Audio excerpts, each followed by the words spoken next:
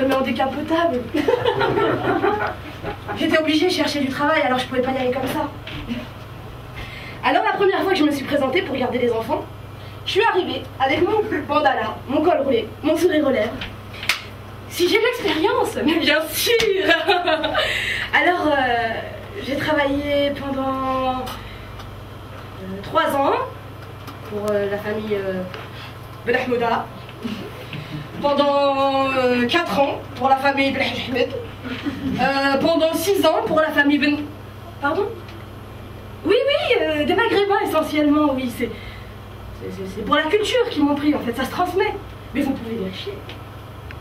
Et ils m'ont embauché, sans se rendre compte de ce qu'ils faisaient. Parce qu'au fur et à mesure des jours, ils ont vu que mon foulard ait changé de couleur, mais jamais de place. Et là, ils ont commencé à sérieusement paniquer. Un jour, je suis arrivée avec un grand sourire et je leur ai dit « c'est quand même hyper sympa à vous de m'avoir accepté avec mon voilà. »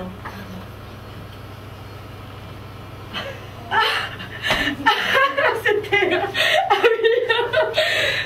oui, c'est vrai qu'on est des gens très tolérants, très ouverts. Enfin, tant que vous n'apprenez pas à nos enfants comment devenir des kamikazes terroristes islamistes, il n'y a aucun problème.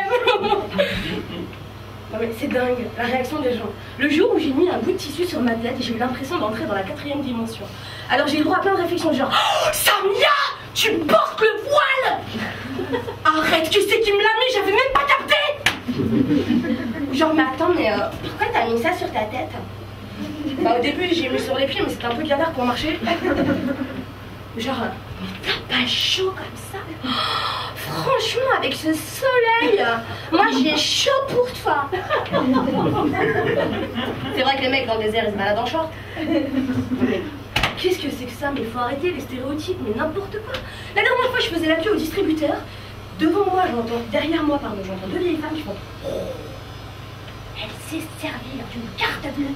Je me suis retournée avec un grand sourire et je leur ai dit « Ouais, et elle parle même le français !» N'importe quoi. J'ai même eu droit à...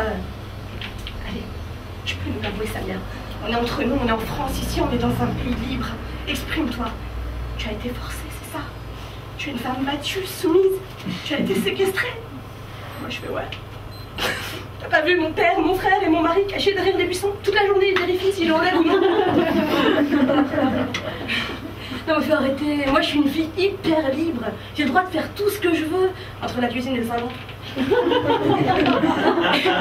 Et c'est les gens qui font croire que derrière chaque femme voilée se cache un grand frère prêt à bondir sur le premier garçon qui s'approcherait de sa sœur. Je suis désolée. Moi, mon frère, il n'attend pas que les mecs s'approchent pour aller exploser la gueule. Non, sérieusement. Bref, la seule chose que je voulais dire en fait, c'est que tant que les gens n'enlèveront pas le voile qu'ils ont devant les yeux, et ben moi j'enlèverai pas celui qui est sur la tête.